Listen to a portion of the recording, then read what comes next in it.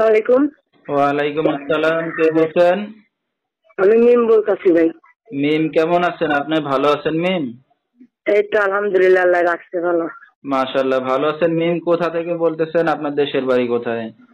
আমার দেশের বাড়ি হলো দিনাজপুর। আচ্ছা, কোন জায়গায় থাকেন এখন বর্তমানে আপনি? এখন বর্তমান আছি ঢাকা। আচ্ছা, মিমের ফ্যামিলিতে কে কে আছে? আমার ফ্যামিলিতে আমার বাবা আছে, মা আছে, সৎ মা। আমার মা মারা গেছে, পরে বাবা বিয়ে করছে, সৎ মা আছে। আচ্ছা, তো মিম কি করেন এখন আপনি বর্তমানে? বর্তমানে এখন আমি যে সেলাই মেশিনের কাজ শিখতেছি। আচ্ছা, তো মিমের বিয়ে শাদী হয়েছে কিনা? হ্যাঁ, বিয়ে হয়েছিল। ওইখান স্বামী থেকে কে? ডিভোর্স হয়ে গেছে। আচ্ছা, তো কতদিন আগে আছেন আপনি? এখন ডিভোর্স হয়ে গেছে, তাও 2 বছর। আচ্ছা, ঠিক আছে। তো দর্শক শুনতে থাকুন আজকে মিমের জীবনের গল্পগুলা। ধৈর্য সহকারে ফুল ভিডিওটি দেখলে মোবাইল নাম্বার পেয়ে যাবেন, সরাসরি যোগাযোগ করতে পারবেন মিমের সাথে। তো মিম, আপনার নিজের মা কোথায়? আমার মা মারা গেছে। আচ্ছা, মানে আপনার মা মারা যাওয়ার পরে আপনার বাবা আরেকটা বিয়ে করছে, এই তো?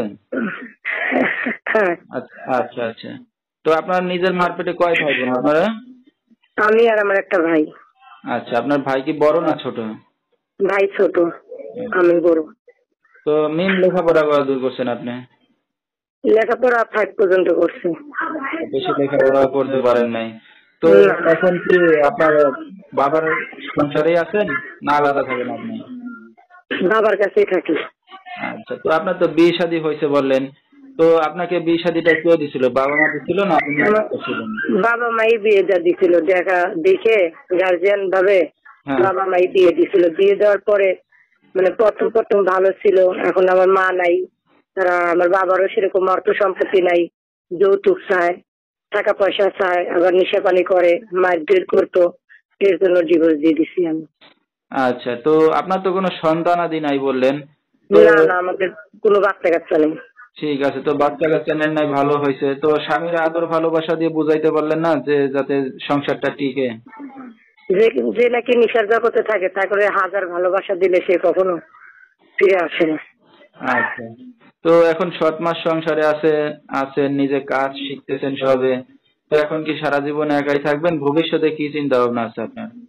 একা থাকবো না দেখে তো ভবিষ্যতে চিন্তা করে তো প্রতিবেদনে গেছি, যদি ভালো একটা সেরকম মনের মানুষ পাই তাহলে বিয়ে শাদী করবো। আচ্ছা, তো আপনার তো এখন বিয়ে শাদী হয়েছে, তো কেমন বয়সের পুরুষ চাচ্ছেন?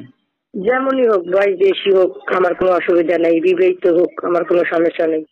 সে যদি আচ্ছা আমাকে একটু 2 বেলা 2 মুঠো খাওয়িয়ে ভালোভাবে ভালো রাখতে পারে, এইটুকুই আমি তার কাছে চাই। আচ্ছা, ঠিক আছে। তো দর্শক ভাই আপনার সাথে এখন কিভাবে যোগাযোগ করবে? এই ফোনের মাধ্যমে। নাম্বারটা বলতে পারবেন আপনি? নাম্বারটা আচ্ছা, মুখস্থ মুখস্থ নাই নেই। না? ঠিক আছে। তো হ্যাঁ। দর্শক, আমি নাম্বারটা স্ক্রিনে পাইছি বলেছি, এই নাম্বারে যোগাযোগ করলে মিমকে পেয়ে যাবেন। যেহেতু ঘরে সৎ মা আর বিয়ের পরে স্বামীও ছেড়ে চলে গেছে, 2 বছর একা আছে। তো এখন মিম একটা যাচ্ছে জীবন সঙ্গী, যে তার পাশে এসে দাঁড়াবে, সারা জীবন আদর ভালোবাসা সোহাগ দেবে। এমন একটা মানুষ পাইলে হয়তো বিয়ে শাদী করবে। সে জুয়ান বুড়া যেমনই হোক, বিবাহিত হইলে সমস্যা নাই। তো এই নাম্বারে যোগাযোগ করলে তাকে পেয়ে যাবেন। 016-241-90-480, এই নাম্বারটাই হলো মিমের। তো মিম, রাত বেরাতের অনেক দর্শক আপনাকে ফোন দেবে, তো রাতে কি আপনি একাই ঘুমান না কারোর সাথে ঘুমান?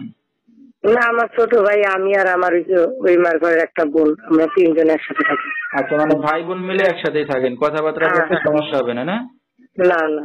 আচ্ছা, তো মিম, আমরা অনুষ্ঠানের একবারেই শেষ পর্যায়ে, কিছু বলার আছে আপনারা? হ্যাঁ, আমার একটা কথাই বলার আছে, যেহেতু আমি এতিম, মা নাই, বাবা আছে, সৎ মার ঘরে থাকি। আমি চাইতেছি ভালো একটা জীবন সঙ্গী, যে নাকি আমার পাশে থাকবে, আমার কষ্ট দুঃখ বুঝবে, তার সুখ দুঃখটাও আমি বুঝবো। সারা জীবনের জন্য একজনকে চাই, ক্ষণিকের জন্য কাউকে না। যেই ভাই ফোন দেন, ভালো মন নিয়ে ফোন দিয়েন, কারণ আমি একটা খুব অসহায় মেয়ে। আমি চাই ভালো একটা মনের মানুষ। আমি চাই না কষ্ট পাইতে, কাউকে কষ্ট দিতে।